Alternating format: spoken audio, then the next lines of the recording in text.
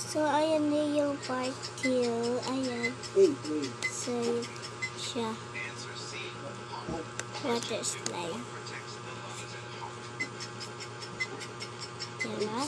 Kapag kasi tubig nilagay, ito yung mga sandali. Open ko lang.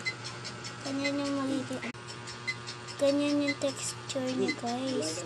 So, alam niyo na bakit kung hindi nilalagay ang tubig sa slime. So, activator lang yung activator para makaano na kayo. So, ayan lang ba, guys. Guys, comment din kayo kung gusto niyo na sample na paggawa ng slime kapag umabot sa like neto na 1K likes. Gets, guys? Bye-bye!